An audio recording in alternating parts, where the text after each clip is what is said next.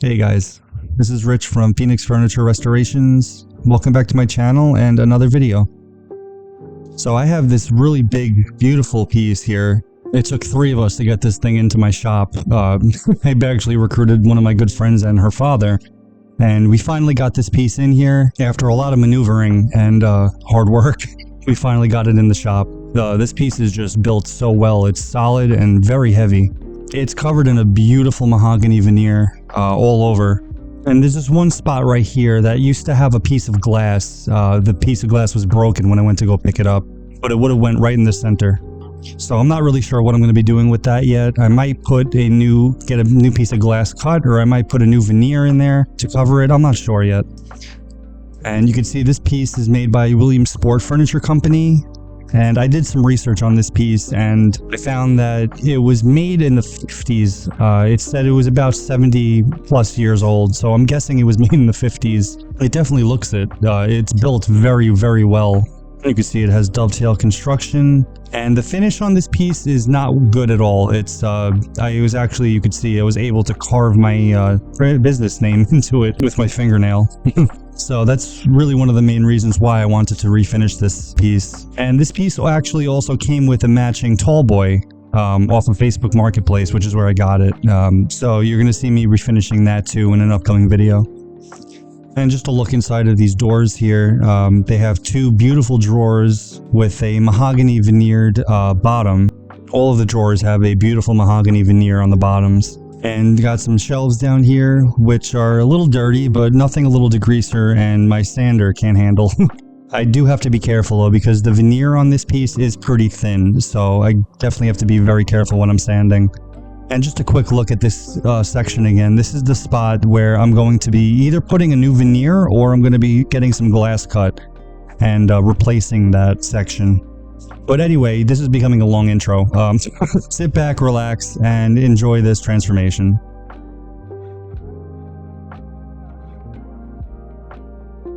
So I'm just removing the hardware here, and this hardware, oh my goodness. It's definitely statement hardware. It's very bold and in your face. And just for a quick second, I just want to take your attention here to this piece of hardware. This is why you always want to unscrew the screw itself and not twist the knob, because there's a chance that it could have these little spikes. And I'm not really sure what they're called, but they attach into the drawer face and keep the knob from twisting. So just something to remember. But anyway, back to this hardware. This hardware is loud in your face, and I could definitely see people in the comments not liking this hardware. But I actually like it. I don't know. It's something about the hardware just is growing on me the more I see it. They're also solid brass, so they're going to polish up to a really nice shine. I also want to keep this piece original, so I'm definitely going to be keeping them. I'm just giving this piece a nice cleaning with some degreaser inside and out. I know I don't really have to do this because I'm going to be using a chemical stripper for this piece, and I know you don't really have to clean it if you're going to be stripping it, but it's just something I like to do. I like to make sure that I clean my pieces inside and out. It's kind of like an OCD thing with me. It's just part of my process.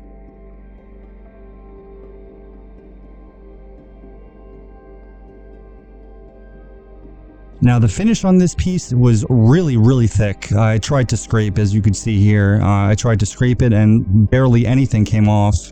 And I thought maybe it could have been because my carbide scraper was a little bit dull, which it definitely was. So I just decided to give it a quick sharpening just to see maybe if that would help.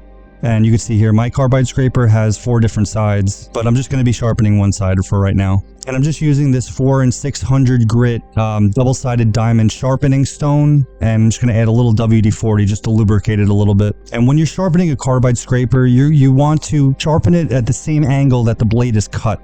So you can see here, I'm holding it on that angle, and I'm just basically running the length of the stone itself with minimal pressure and with even strokes on the front and the back of the blade. So for example, what I mean by that is I'm running, in this particular instance, I'm doing it about 6 times on the front of the blade, so I'll do the same 6 times on the back of the blade. And you're going to want to do this for each grit. So I'm starting with 400, and I'll do 6 passes front and back, and then I'll go up to the 600 and do 6 passes front and back.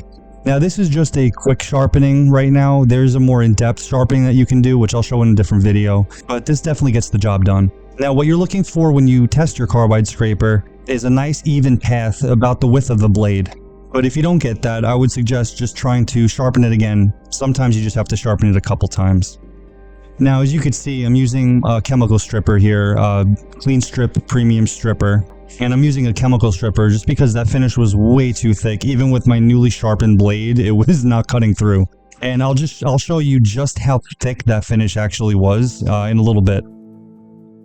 When you're using paint stripper, you want to make sure that you're putting it on liberally. So you want to really make sure you put a nice thick layer on so it really cuts through that finish. Stripper has a tendency to kind of dry out pretty quickly, actually.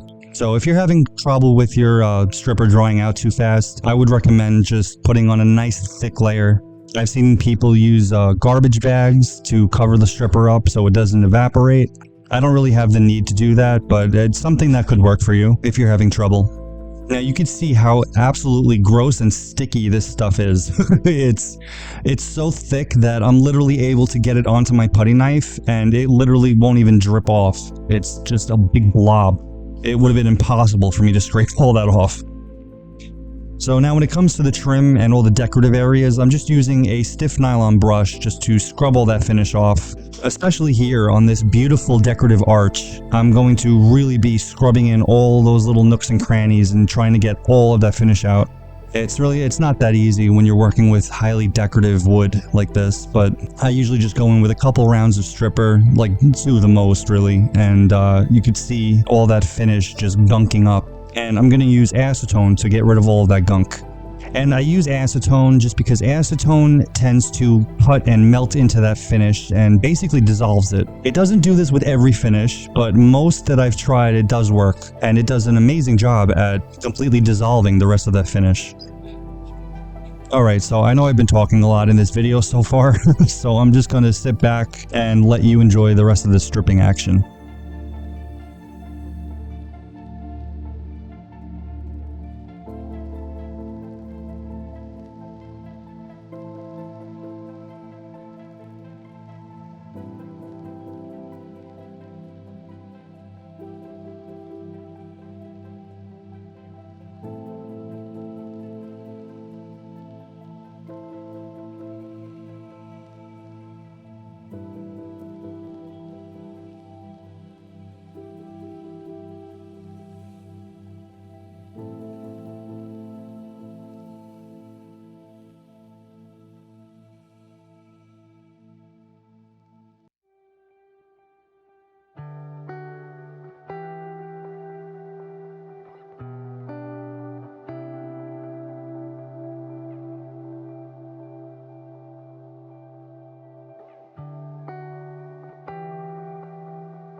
And here's a good shot of what I was talking about with the acetone melting and dissolving that finish. You can see the dark spots over here is where the finish remains, and as I go over it with the acetone, it just completely melts it away.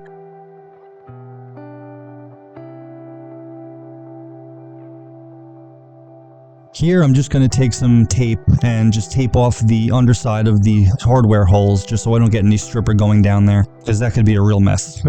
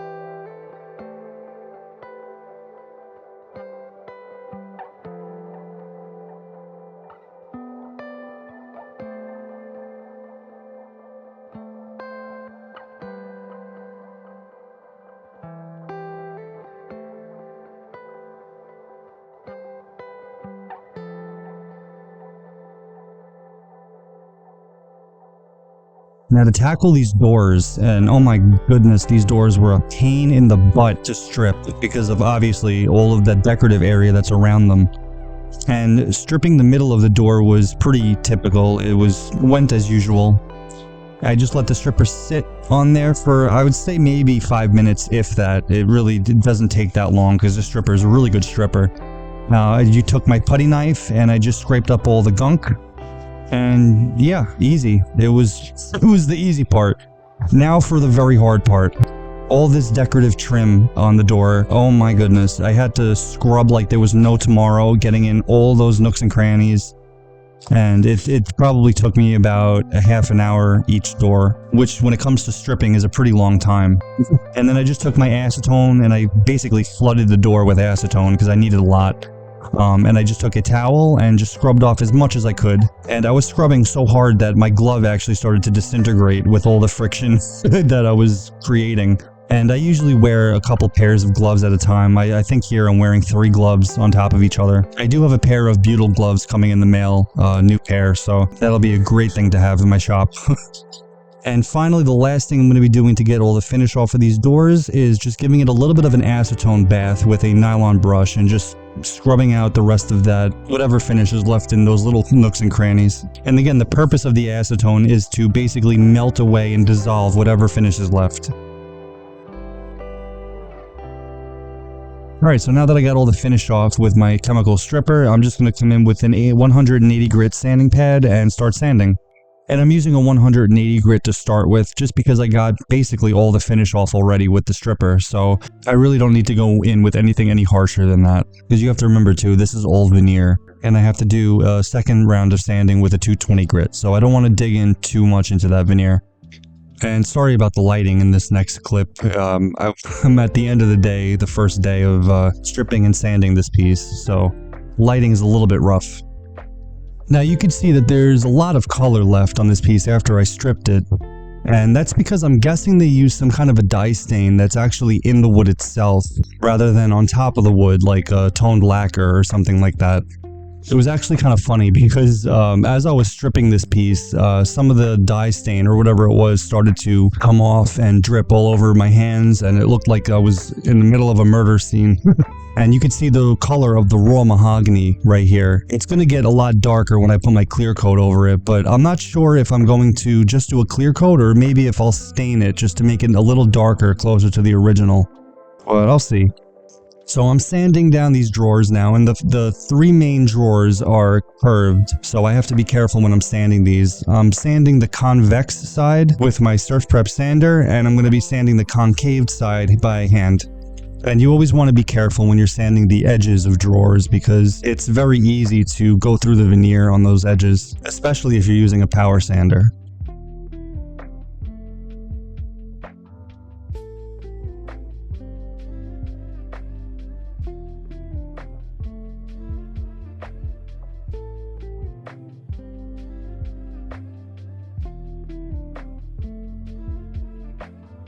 And always be kind of cautious when you're going through the drawers of a new piece because sometimes there will be like, safety pins, needles, sometimes razor blades, just sharp things.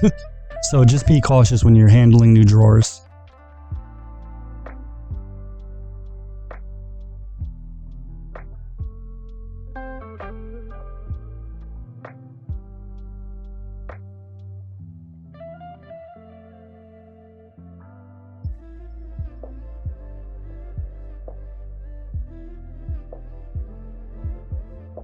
And now that I sanded down all the drawers, I'm just going to sand down the rest of the piece, starting with the base.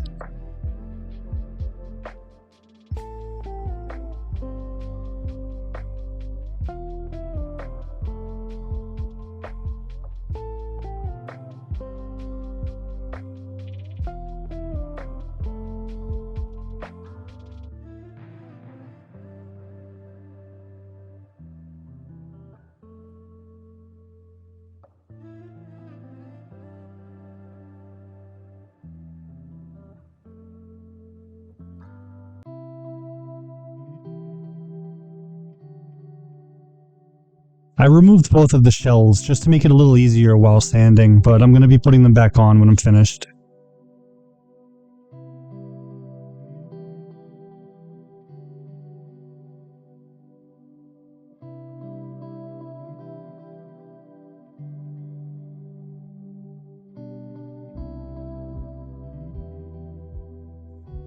Now for all of the trim work, I'm going to be using a foam pad from Surf Prep. And this thing just makes it very easy to sand contoured and curved edges that you would normally have to hand sand.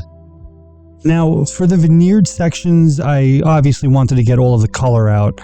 But for all of the trim work, I'm actually going to be leaving some color in there because I don't want this piece to look brand new when I'm finished. I want it to look a little bit rustic, which is one of my favorite looks or styles.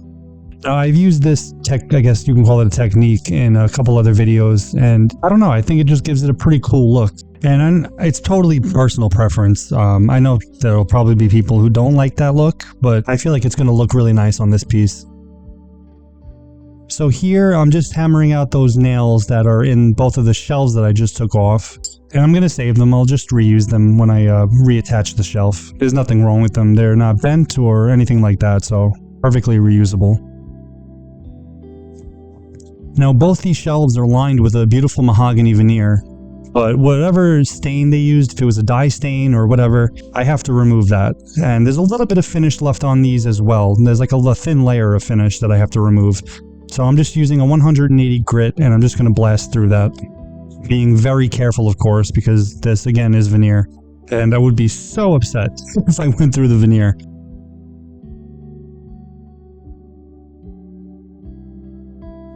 Alright, now for these doors. I have to sand the middle part, which is fairly easy. It's just a very strange shape. So I'm just trying to follow the grain as best I can and just give it a very even sanding.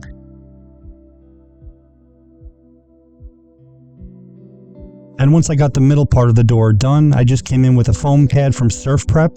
And my goal here actually isn't to completely sand down inside all of the details. I'm just trying to sand the high spots so that when I put my stain over this, it's going to settle down more into those dark, deeper parts of the detailed areas. And it's going to be a little bit lighter on the higher spots. So it's going to give a little bit of a two-tone look, which if I do it right, hopefully, it'll look pretty cool. Now the back of these doors are also covered in a mahogany veneer, and I'm basically the same thing. I'm just going to blast through that with a 180 grit, being very careful not to go through the veneer.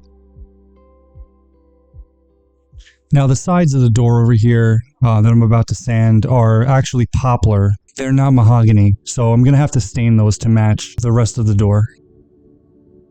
Now I'm going to be sanding down the entire drawer box from top to bottom, and I'm actually going to be staining the drawer box, except for the mahogany bottom that it has. So I'm sanding with a 180 grit and preparing the drawers for some stain. Now when you're staining the drawer box, I've had this question before, will the stain leach onto your clothes? And the answer is no if you do it right. If you apply the stain, wipe it completely off and let it cure, and then put your top coat on, whatever that may be. There's really no worry of it leaching onto your clothes.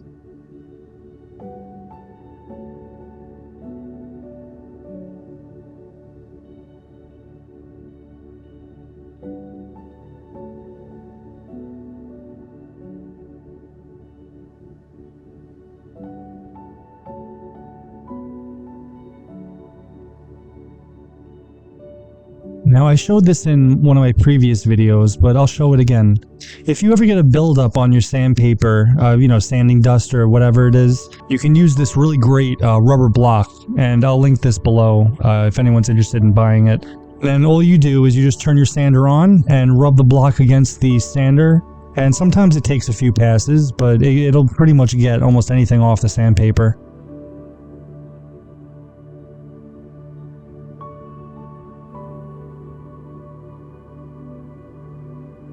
And yeah, there we go. It's all gone. It took pretty much everything off. And this thing is really great. It saves you a lot of sandpaper. Instead of throwing the sandpaper away, you get to use it a little bit longer. I use it pretty much on every single project. And yeah, it's just a great thing to have.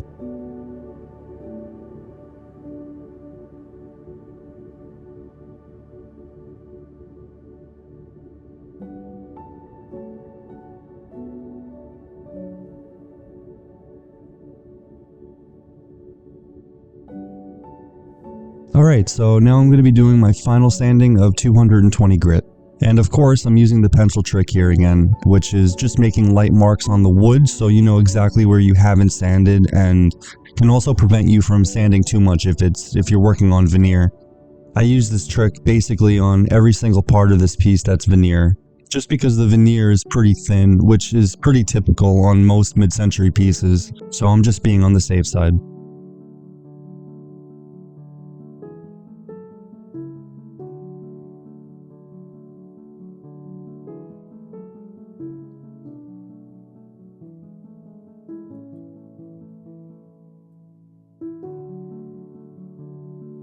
And here you could see I actually spilled some acetone on the side of the piece over here, but it's okay, it's no problem. As soon as I sand this, it's going to completely disappear.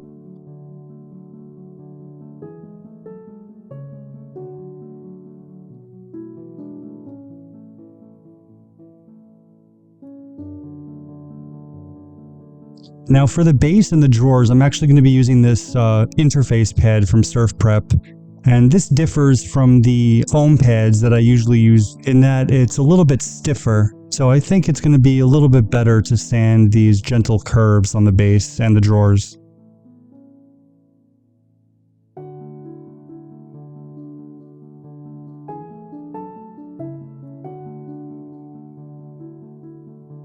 And yes, I'm aware that this is a ton of sanding, and I don't mean to bore you with all the sanding, but this is actually most of what I had to do to this piece. So I'm sorry if this is boring. I promise we're almost done.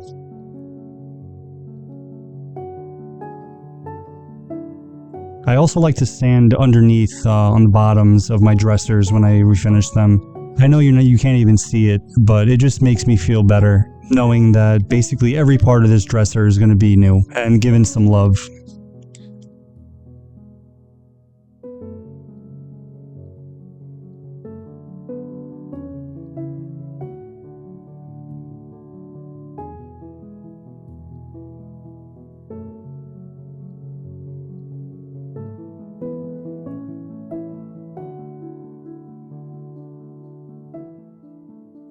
And there were a couple spots that were missing veneer or had chips, so I'm just going to come in with some wood filler and fill those. I totally forgot to fill them before I sanded, so I'm just going to do that now.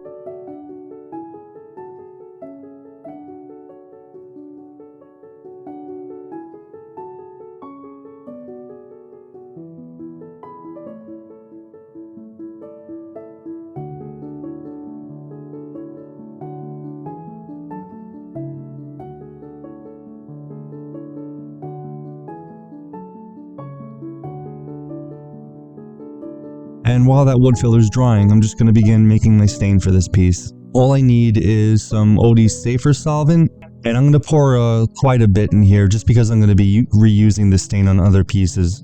And I'm going to add my pigments. I'm using walnut and a little bit of Up in Smoke.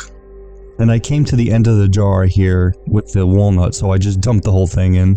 And then I'm going to add my Up in Smoke, and I'm just adding a little bit. Maybe it's probably about a tablespoon if I had to guess. It was probably about a 5-to-1 ratio between the walnut and the Up in Smoke. And now I'm just going to add my OD Super Duper Everlasting Oil to complete the stain, and then I'm going to give it a very good mix. And then it's time to apply. Now, if you see my other videos, you know that I use these custom mixed stains quite a bit. And that's just because with these custom mixed stains, it's so easy to control the kind of color you're getting. You can control the opacity of it. Like for instance, this color that I'm doing here, I wanted it to be a nice, deep, rich, slightly reddish brown. And I wanted it to be a little bit more on the opaque side, so I didn't want a lot of the green to show through, but I did want a little bit because I wanted that red color that was still on the wood to peek through just a little bit. I think the combination of the two are going to look really nice with the color of this mahogany with a clear coat over it.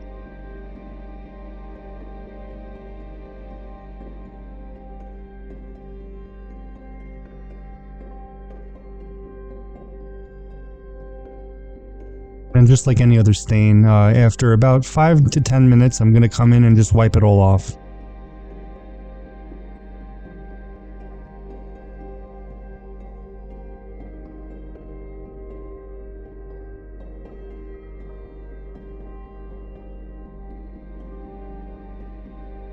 I'm going to stain this piece of wood also. I know I don't have to just because you're not going to really see it, but I like to just make sure that everything is cohesive.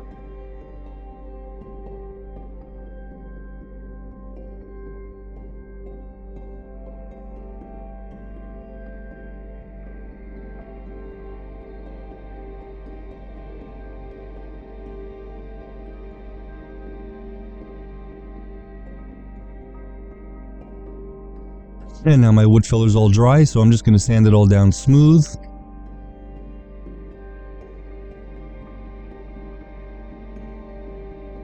And unfortunately over here I was so upset.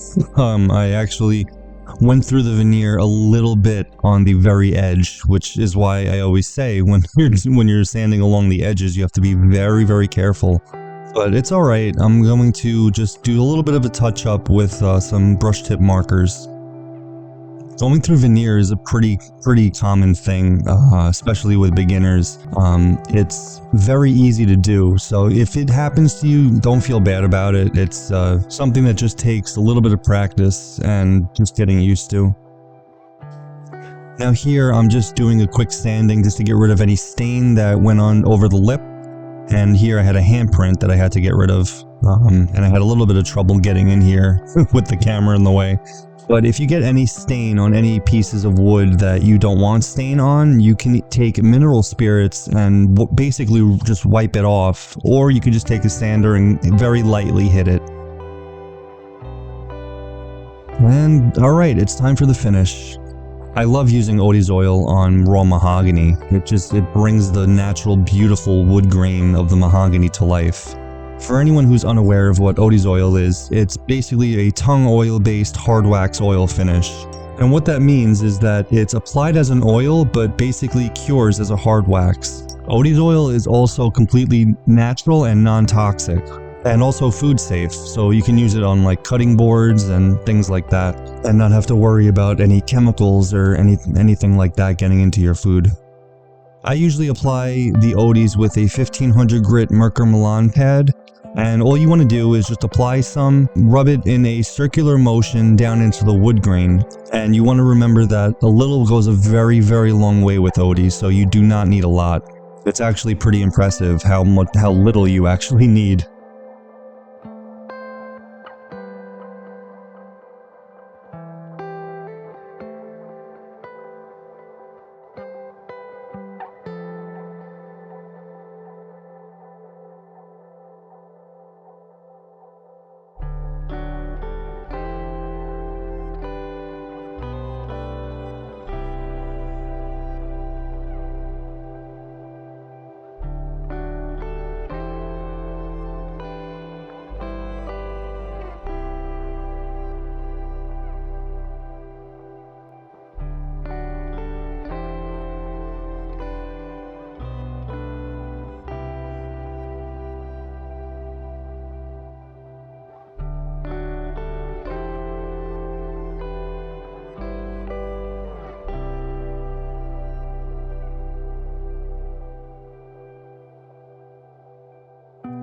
And these three front drawers are just, the figure in the wood is just stunning. I mean, the chatoyance, the color, the figure, the grain, it's just, oh my goodness. Sorry, I'm geeking out a little bit over this wood. But no, really, it really is some stunning wood grain.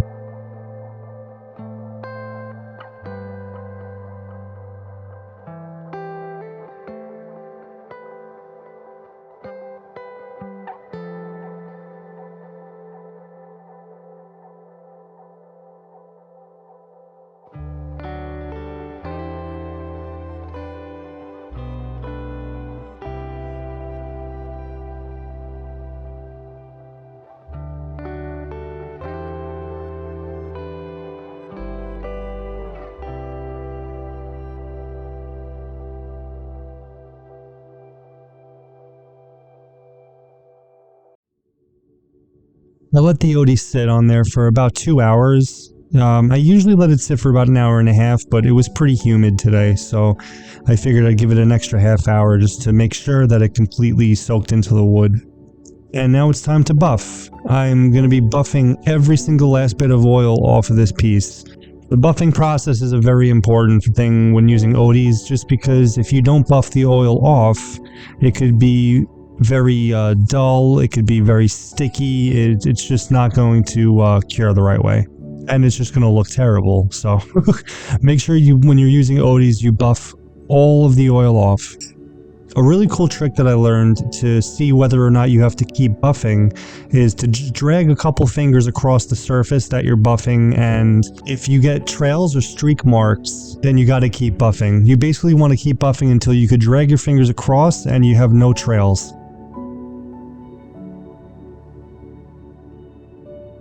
And I saved these doors for last because I wasn't exactly sure what I wanted to do with them, but I think I have an idea. So I'm thinking I'm going to basically stain these high spots over here in the same stain that I used for the trim of the piece. And I'm going to blend it in and kind of feather it in slowly with the remaining red color that's already there. I think this is going to give it a really cool two-toned kind of a look. If I do it right, that is. Basically, all I want is for the stain to do its own thing on the high spots, and I want that red color to kind of bleed through a little bit towards the lower spots. I'm also going to do this same thing with the decorative arch that's on the top of the piece that separates the higher and lower tops. And I think it's going to give a nice little accent in contrast with the stain and with the beautiful mahogany veneer. And here I'm just wiping off the stain, and it's looking kind of not that great right now, but that's just because I haven't put the Odis on yet. Once I put the Odis on, it's going to look quite different.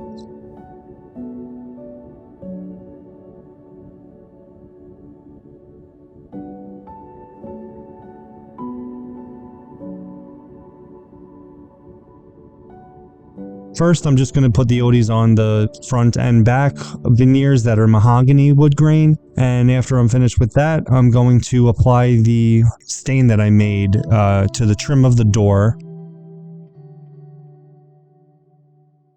And then lastly, I'm going to apply the Odis Super Duper Everlasting Oil to all of this trim.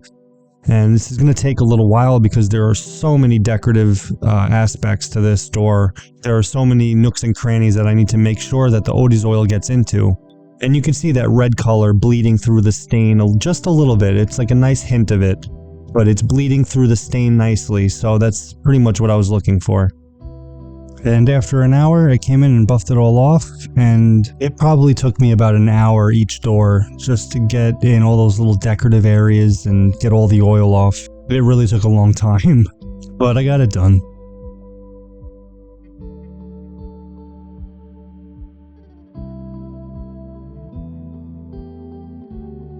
Okay, so now to tackle this middle section here, that I was either going to put a new veneer on, or I was thinking about maybe getting a piece of glass cut, but I actually went with option number 3, and I decided to do this because I thought that putting a new veneer on would be a little bit too busy. There's already a lot of different veneers and going in different directions, and I thought this would be a little bit better just because it's a little bit more neutral.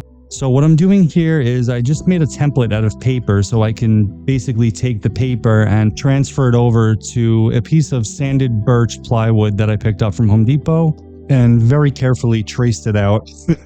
And I didn't mention, what I'm actually doing is I'm actually going to be painting this black.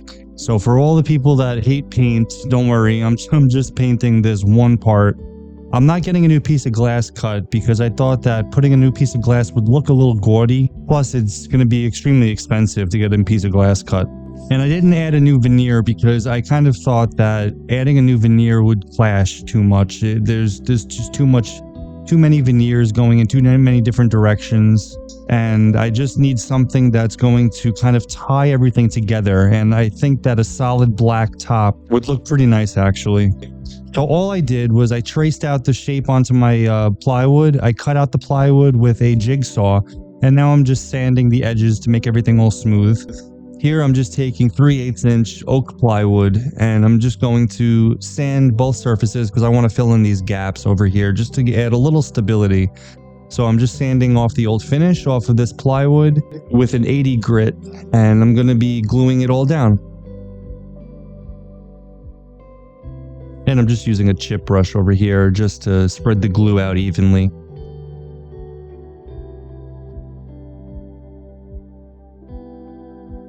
I'm just sliding in the wood, and I'm just going to put a very heavy paint can on top.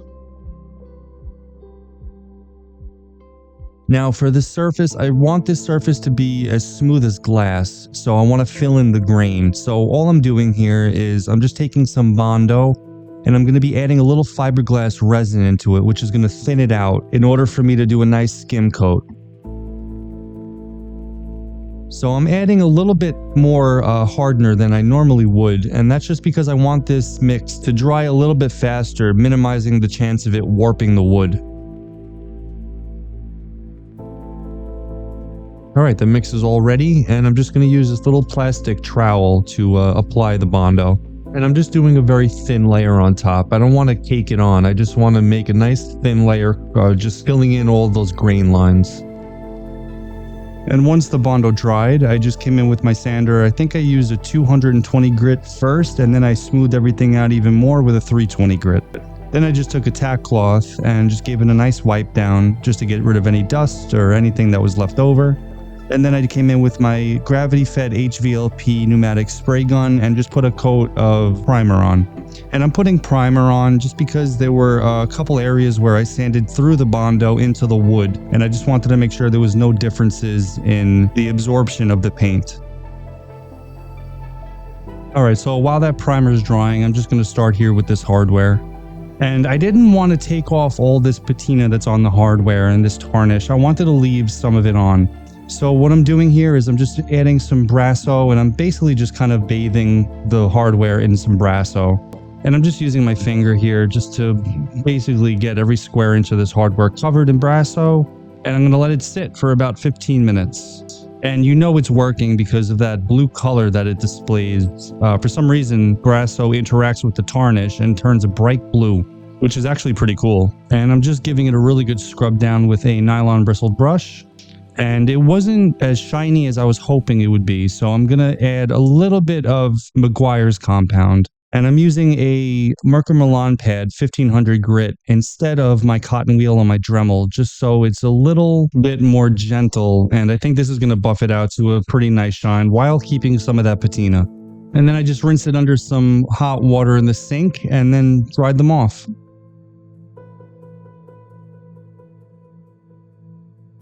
So getting back to this panel that I'm painting here, there were a couple little grain lines that were showing through the primer. So I'm just going to take some wood filler and fill those up. And I had to get down really close to see some of them, because some of them are barely visible, but once you put the paint over it, I'm worried that some of them will show through. So I'm just filling those up. And I waited about 2 hours just for the wood filler to completely dry, and I'm just going to sand it with 320 grit.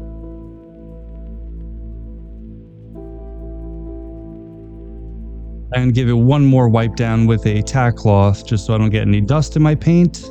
And the paint that I decided to go with is a waterborne acrylic paint by Benjamin Moore called Onyx. It's a beautiful kind of charcoal black, and I think it's going to go really nicely with the rest of the piece and tie everything together. And I did 3 coats of this paint, lightly sanding in between with a 400 grit.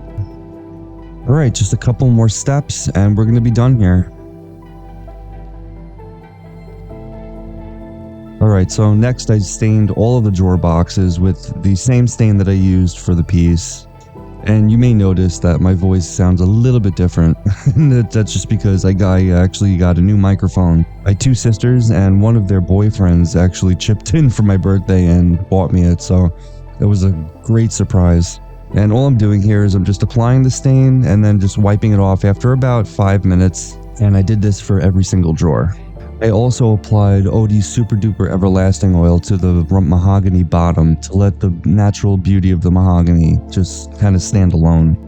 And I'm so sorry, the reassembling of the top that I made, I'm not going to be able to show because my phone apparently didn't record it.